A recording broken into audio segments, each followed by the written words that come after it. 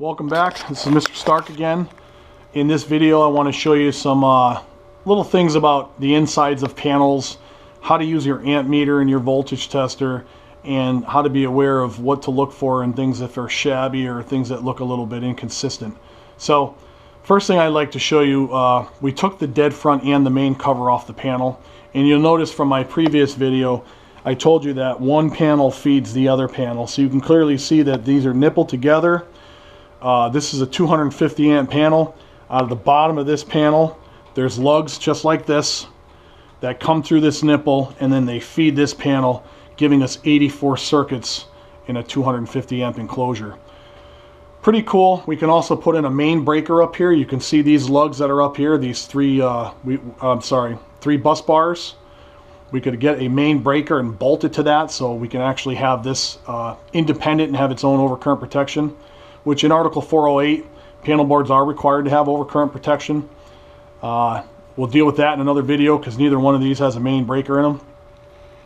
But for lack of time, let's just take a look at a few of these items. As a review, the space between breakers, when you see a big space on your dead front cover, you can know that they're bolt-in breakers. So you can see these right in here. They're all bolts that hold the breakers in. They're not snap-in style.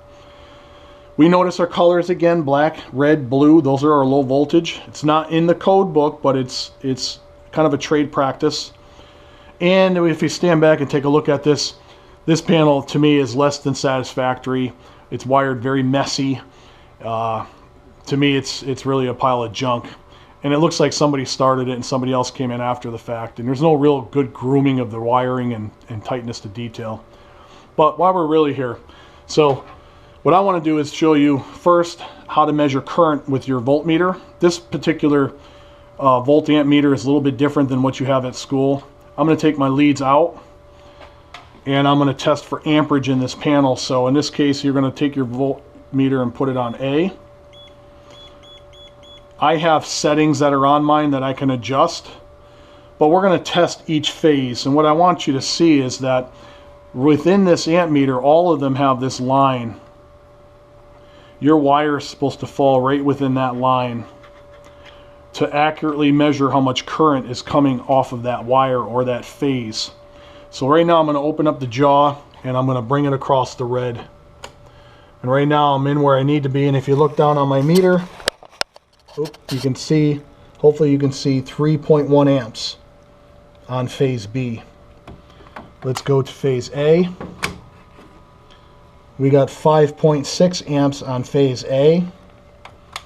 And then lastly, phase C, we have less than half an amp. Hopefully you can see that.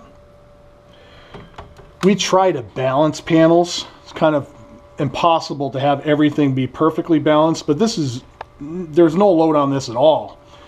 As far as a 250 amp panel is concerned, there's nothing on here. Even though all these breakers are on and they're tied into stuff, most of these things are general use receptacles that rarely ever get plugged into.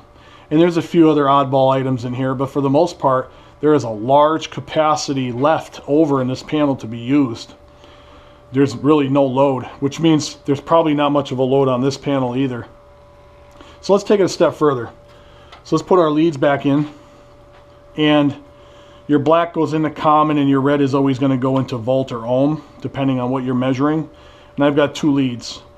What I want to do now is go over to volts, and I'm going to adjust my setting because, as you can see on this, I have a millivolt, so I'm going to adjust it to just regular straight up volts.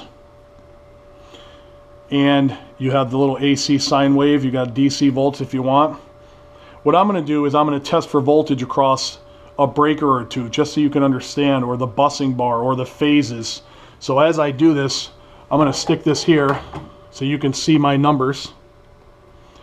And all I'm going to do is test for voltage on the lugs. So watch my meter. I'm going to go between hot and hot, which we call phase to phase, or hot to ground.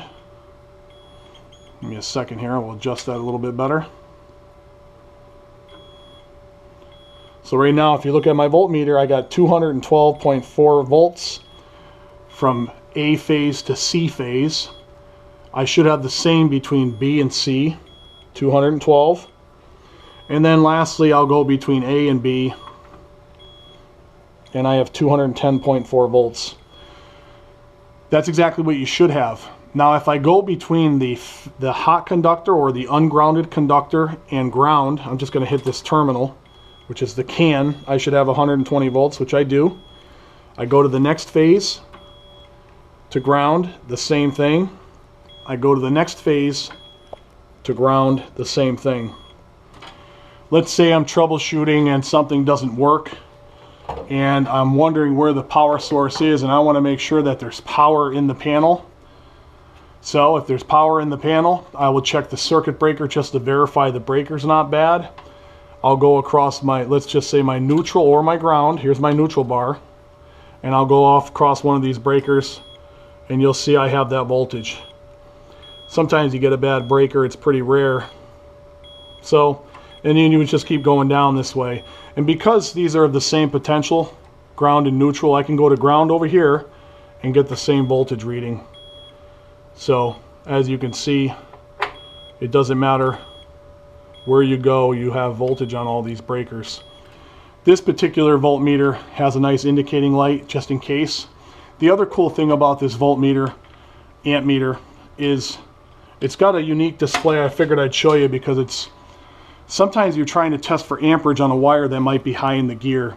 So let's pretend that this is a wire and I can't quite see the top of my meter because it's up there. See how I can't see the top of the meter?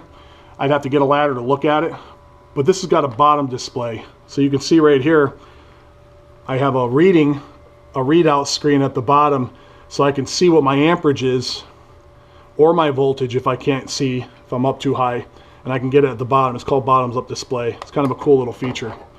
Something I thought I'd show you. And then last but not least on this panel, once again, there's a lot that I can talk about as far as the quality and workmanship of it.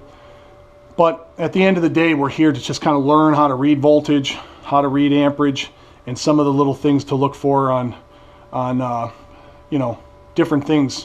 One of these things that caught my notice is, you see this little piece of plastic? This went inside MC cable, and anybody who ran MC cable into this panel, they ran it from above the trough. They came down into the panel and they didn't just rip it all off like they should have. It's just a sign of somebody rushing and trying to get their job done. You can see that they got an extra nipple in here. These are really for the branch circuits, so we don't know if this is 40% filled. We don't know if this is 40% filled until we do the calculation, but we certainly got room in here for more things to come in. So take a step back, review. 3-phase 208 4-wire. Here's your 4th wire. You've got busing that connects to the breakers. You've got a neutral bar. You've got an independent ground bar, which you're supposed to have because this is a sub panel. And you know, you saw a couple things on the meter. So hopefully you caught something out of this video, and we'll see you at the next one.